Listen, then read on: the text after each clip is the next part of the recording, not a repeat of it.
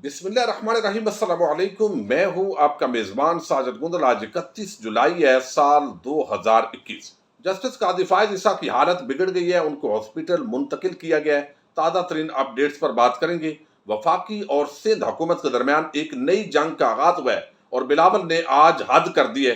कप्तान ने नैब की गर्दन भी दबोचने का फैसला कर लिया है। इस हवाले से एक आम खबर है, उस पर आज सबसे पहले बात करेंगे। आज ही हमने देखा पाकिस्तान स्टील मिल के एक साबिक चेयरमैन है, उन पर नैब ने करप्शन का इल्जाम लगाया हुआ था और 12 साल के बाद आज एहतसाब अदालत ने उनको बाइज्जत बरी किया है, चूंकि नैब वो अपना इल्जाम साबित करने के अंदर नाकाम हुआ है। अगरचे उस वक्त और चेयरमैन थे, मौजूदा चेयरमैन के होते हुए भी हम देख रहे हैं अपोजिशन एक तरफ नैब पर इंतकामी कार्रवाई का इल्जाम लगाती है, हुकूमत भी मुतमईन नहीं है, जनरल पब्लिक भी ये समझती है कि ये सारा एहतसाब के नाम पर टोपी ड्रामा हो रहा है। यानी आप किसी मेगा करप्शन के स्कैंडल को मंतकी अंजाम तक पहुंचाते नहीं है, सारे चोर डाकू वो आराम के साथ जमानतों पर रिहा हो जाते हैं। कुछ नैब की सुस्ती है, कुछ हमारा अदालती निजाम है, जिसकी वजह से वो सारे लोग जिन्होंने इस मुल्क को कर्जों की दलदल में डाला, वो आराम के साथ यहाँ पर सियासत भी कर रहे हैं, बल्कि भाषण दे रहे हैं। इन हालात के अंदर वजीर आजम ये समझते हैं कि नैब कवानीन के अंदर भी तब्दीली होनी चाहिए और इसके साथ ही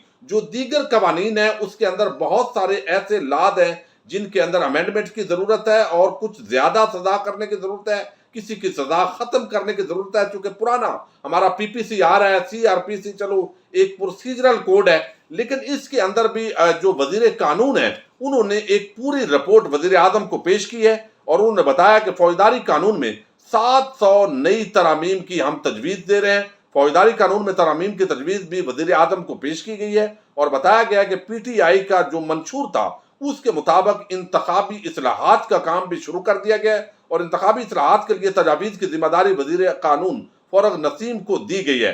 दूसरी तरफ जो नैब का कानून है उसके अंदर 20 तरामीम वो तजवीज की गई है और तरमीम का जो मुसवदा है वो मुसवदा वो वजीर आजम को पेश किया गया है, ताकि कोई जो बेगुनाह है या बिजनेसमैन है, जो बंदा जिस पर इल्जाम सिर्फ लगता है और वो पूरा मामला और पूरी जो कम्युनिटी है वो खड़ी हो जाती है और नैब के पास उनके हवाले से कोई सबूत भी नहीं होता, वो चीजें नैब की कस्टडी से यानी उसकी जो जुरिस्डिक्शन है उससे निकाली जाए, एफआईए दीगर इदारों की तरफ जाया जाए, एफबीआर की तरफ, लेकिन नैब जो मेगा करप्शन के स्कैंडल है वहां तक महदूद हो और उस हवाले से जो उसको इक्विपमेंट चाहिए, जितना उनको हुकूमत से तावन चाहिए वो फराम किया जाए।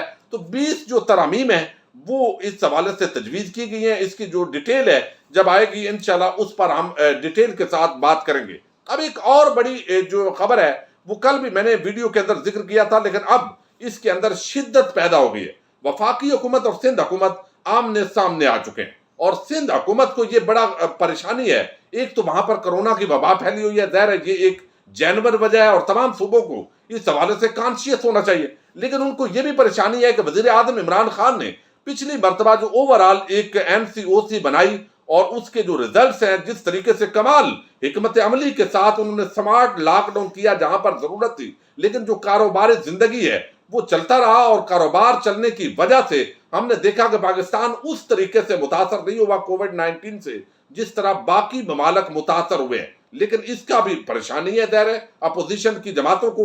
तो कराची और जो सिंध है वो हब है मुआशी हवाले से, खास तौर पर कराची। अब वहां पर चूंकि पूरी एक्सपोर्ट इंपोर्ट का ताल्लुक है तो अब वहां पर लॉकडाउन कर दिया सिंध हुकूमत ने, सनतें बंद कर दी हैं और उसके साथ ट्रांसपोर्ट भी बंद कर दी है, जिसकी वजह से वफाकी हुकूमत ने आज असद उमर ने तकरीबन बहुत अच्छा मैसेज दिया है और ट्वीट्स किए हैं और बताया कि एनसीओसी बनाई हमने इसी के लिए और यहाँ पर तमाम की आउटपुट ली जाती है, जहां पर हालात खराब हैं वहां पर स्मार्ट लॉकडाउन किया जा सकता है। लेकिन जो काम आप कर रहे हैं तो आप तो बिल्कुल हमारी जो सनत का पहिया है और मईशत को बंद करने पर तुले हुए हैं और ये काम वफाकी हुकूमत बर्दाश्त नहीं कर सकती, इस पर नजरसानी करनी पड़ेगी सिंध हुकूमत को।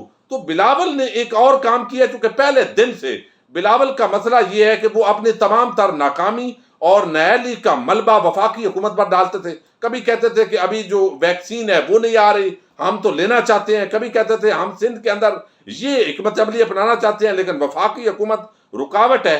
तो आज उन्होंने जो जिस तरीके से बात की है वो बड़ी खतरनाक बात है। हम ये नहीं कहते कि ये कोई गद्दारी है या सिंधु देश के जब नारे लगते हैं और उसको जानबूझकर कई दफा प्रमोट किया जाता है, लेकिन उन्होंने जो इस्लामाबाद के अंदर आज प्रेस कॉन्फ्रेंस की है اس کے اندر وہ کہتے ہیں کہ کراچی میں کورونا وائرس کے ڈیلٹا ویریئنٹ سے بھارت جیسی حالت ہوئی تو اس کا ذمہ دار عمران خان ہوگا۔ بھئی آپ احتیاط کریں، آج آپ کے جتنے لائنیں لگی وہاں پر ویکسینیشن کے لیے آپ کے پاس وہ سہولیات ہی نہیں ہیں۔ آپ کی حکومت نے لائنوں میں لوگوں کو لگایا، وہ ذلیل ہو کر بیچارے وہاں انہوں نے دھاوا بولا اور پھر اوپر سے پولیس نے دھاوا بولا۔ تو یہ تو آپ انتظامات تو کر لیں، انتظامات آپ سندھ حکومت کی ذمہ داری ہے، محکمہ صحت آپ کے پاس ہے اور وسائل بھی آپ کے پاس موجود ہیں۔ ایک تو وہ ہر معاملے کے اندر بلاول کہتے ہیں پیسے دو، بھئی اگلے جو پیسے دیے ہیں وہ آپ نے خرچ کہاں کیے؟ پیسہ، اور اوپر سے یہ معاملہ جو ہے تمام تر ناکامی کا ملبہ وہ وفاقی حکومت پر ڈال دیتی ہیں۔ اب وہ کہتے ہیں جی جو بھی ہوگا یہاں پر کرونا پھیلے گا تو اس کا بھارت کی طرح یہاں پھیلتا ہے تو اس کا ذمہ دار وفاقی حکومت ہوگی۔ آپ کس چیز کے ذمہ دار ہیں بھائی؟ صرف چوری چکاری کے لیے، ڈکیٹی کے لیے آپ کو خزانہ دیا ہوا ہے، سندھ کی حکومت دی ہوئی ہے۔ اب وہ کہتے ہیں کہ وفاقی حکومت سندھ کے عوام کا خیال رکھنے کی بجائے ہماری بے عزتی کروا رہی ہے۔ سندھ میں اگر کرونا پھیلا تو اس کی ذمہ داری وفاقی حکومت پر ہوگی۔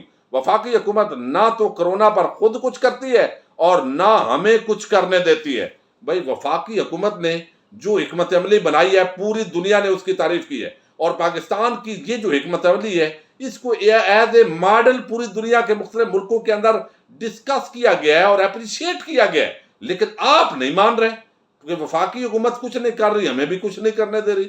بھئی وہاں پر کرونا ایس او پیز کی جو وائولیشن ہے اس کو روکیے، سمارٹ لاک ڈاؤن کیجئے، کاروبار زندگی چلنے دیجئے۔ پاکستان کے اتنے وسائل نہیں ہیں، اور آپ معیشت کا پہیہ جب روک کر آپ بیٹھ جائیں گے اور پھر پاکستان پر جو معاشی امپیکٹ پڑے گا بعد میں حکومت پر تنقید کرنے کے لیے بھی آپ آگے آ جائیں گے۔ تو یہ ان کا پورا ایک سازشی جو ہے وہ نظریہ ہوتا ہے ہمیشہ۔ اب دوسری ایک بڑی ڈیولپمنٹ ہے، اس کا تعلق جو جسٹس قاضی فائز عیسیٰ ہیں ان کی صحت سے متعلق ہے۔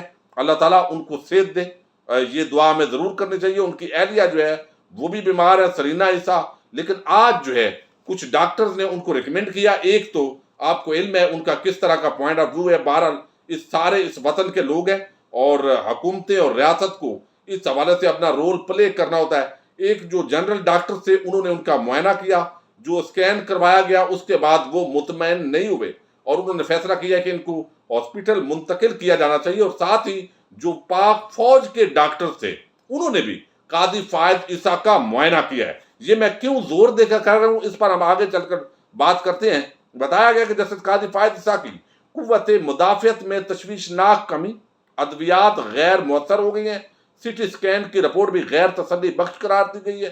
ڈاکٹرز کے مشورے پر سپریم کورٹ کے سینئر جج نجی ہاسپٹل یعنی قائد اعظم ہاسپٹل منتقل ہوئے ہیں، اور سپریم کورٹ کے سینئر جج جسٹس قاضی فائز عیسیٰ کی ناساز طبیعت کے حوالے سے یہ تفصیلات سامنے آئی ہیں۔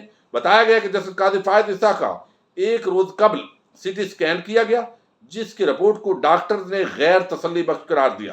قوت مدافعت تشویشناک حد تک کم ہوئی۔ اس تمام صورتحال میں پاک فوج کے ڈاکٹرز، سینئر ترین جو ڈاکٹرز تھے وہ آئے اور ان سمیت جو باقی ڈاکٹرز ہیں انہوں نے قاضی فائز عیسیٰ کو مزید علاج کے لیے ہاسپٹل منتقل کرنے کی سفارش کی ہے، جس کے بعد انہیں قائد اعظم ہاسپٹل منتقل کیا گیا۔ 29 جولائی کو یہ کرونا کا شکار ہوئے تھے، اور جو رپورٹ آئی، معائنہ ہوا، یہ ساری چیزیں آپ کے سامنے ہیں۔ آن لائن 2.5 گھنٹے انہوں نے اجلاس بھی 2 دن پہلے اٹینڈ کیا ہے، اس کی وجہ سے بھی طبیعت کے اندر مزید جو ہے وہ انفیکشن ہوا ہے۔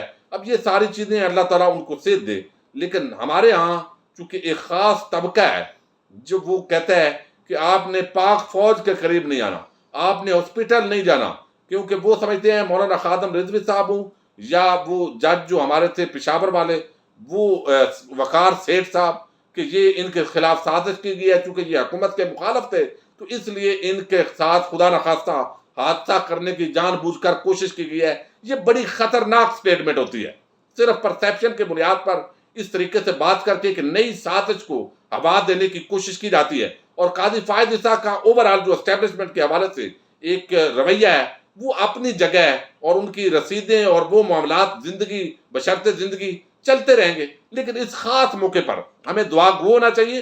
اور ہمارے جو پاک فوج کے ڈاکٹرز ہیں وہ بھی انسان ہیں، وہ انسانی ہمدردی کے تحت ریاست کے وفادار ہیں اور وہ ملازم ہیں، ان کو ہر حوالے سے معاونت کرنی چاہیے۔ انہوں نے معاونت کی ہے، لیکن اگر کوئی اس کو غلط رنگ دینے کی کوشش کرے گا، بدتمیزی کی کوشش کرے گا، تو پھر جو ہے وہ محب وطن لوگ جواب تو ضرور دیتے ہیں۔ ابھی چونکہ یہ چیز جو ہے وہ اس حوالے سے بھی ڈسکشن کرنے کے اندر بڑے ڈرٹی قسم کے مائنڈ جو ہے وہ ہوتے ہیں، تو اس لیے میں سمجھتا ہوں کہ اس پورے معاملے پر ہمیں نظر رکھنی چاہیے، اور اللہ تعالیٰ ان کو صحت دے، سلامتی دے، اور آرام کے ساتھ جو کووڈ کے اندر مبتلا ہیں وہ آئیں باہر حشاش بشاش۔ باقی جو زندگی کے معاملات ہیں، جو کیسز ہیں، جو آگے چیزیں ہیں، وہ انشاءاللہ چلتی رہیں گی۔ اپنے میزبان ساجد گندل کو نیکسٹ ویڈیو تک کے لیے اجازت دیجیے۔ اللہ حافظ۔